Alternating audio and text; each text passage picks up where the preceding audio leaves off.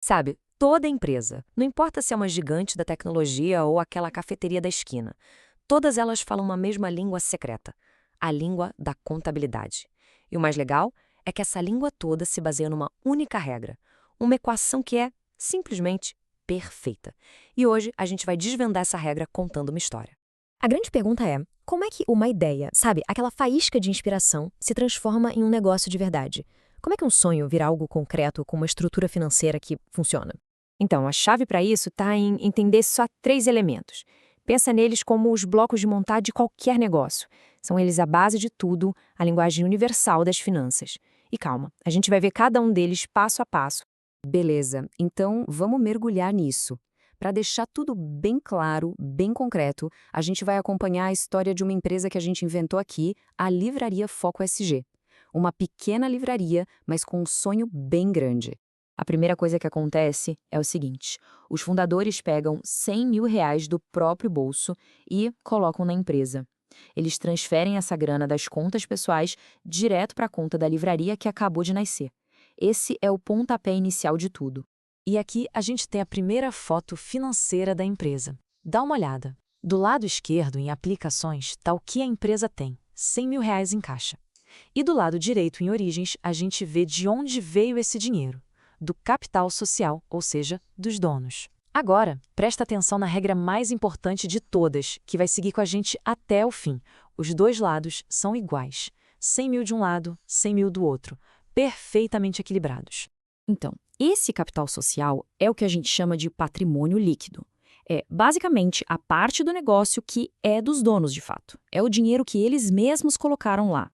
Certo, a livraria tem grana em caixa. Mas, peraí, uma livraria não vende dinheiro, né? Ela vende livros. Então vamos para o próximo passo, ver como essa grana vira os recursos que a loja precisa para funcionar de verdade.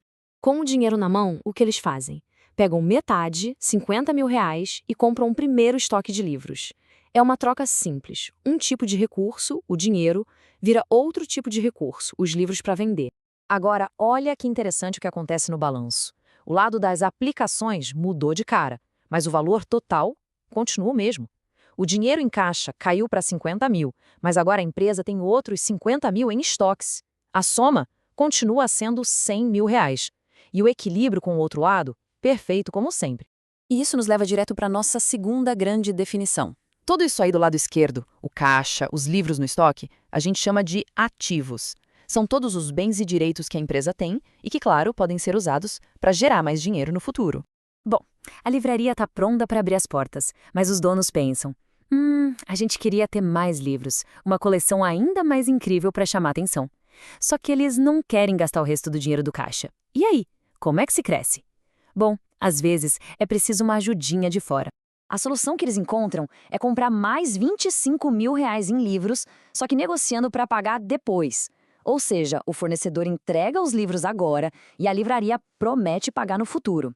Isso, claro, cria uma dívida, uma obrigação. E o resultado disso é simplesmente genial. Dá uma olhada. O estoque pulou para 75.000, o que fez o total de ativos subir para 125.000. Para manter aquele equilíbrio perfeito, o que acontece do outro lado? Aparece uma nova origem de dinheiro, a dívida com os fornecedores, de 25.000. E a soma do lado direito, 125.000 também. A mágica do equilíbrio, ela continua. E essa dívida com o fornecedor? Esse é o nosso terceiro e último elemento, o passivo. Passivos são as obrigações da empresa, a grana que ela deve para outras pessoas ou empresas. É o chamado capital de terceiros ajudando a financiar o negócio. Pronto, agora a gente já tem todas as peças do nosso quebra-cabeça: ativos, passivos e o patrimônio líquido. Chegou o momento de juntar tudo isso e revelar a regra de ouro, a lei que comanda o universo financeiro de qualquer empresa. E ela é esta: ativos é igual a passivos mais patrimônio líquido. Parece simples, né? Mas é de uma lógica poderosa. Pensa bem, tudo que a empresa tem, seus ativos, teve que vir de algum lugar. Ou veio de dívidas com terceiros, que são os passivos, ou veio do dinheiro dos próprios donos, que é o patrimônio líquido. Não tem outra opção. É uma lei que não dá para quebrar. E não é à toa que esse relatório todo que a gente montou se chama balanço patrimonial. O nome balanço vem justamente disso, dessa necessidade de deixar os dois lados da balança, os dois lados da equação, sempre em perfeito equilíbrio. Então, esse balanço patrimonial que a gente construiu, ele é exatamente isso. Uma fotografia, um retrato da saúde financeira da empresa naquele exato momento. É um resumo que conta uma história super clara sobre o que a empresa tem, o que ela deve e, no final das contas, o quanto ela realmente vale para os donos. E só de olhar para essa foto, a gente já consegue ter uma ideia da saúde do negócio. Uma empresa saudável, no geral, tem mais ativos do que passivos. Isso significa que o patrimônio líquido é positivo, é uma gordurinha boa. Agora, o contrário é perigoso. Se uma empresa deve mais do que tudo que ela tem, ela entra numa situação de risco que tem até nome: passivo a descoberto. Então, vamos resumir a nossa jornada de hoje. Ativos é tudo que a empresa possui. Passivos é o que a empresa deve para os outros. Patrimônio líquido é o que a empresa realmente vale para os seus donos.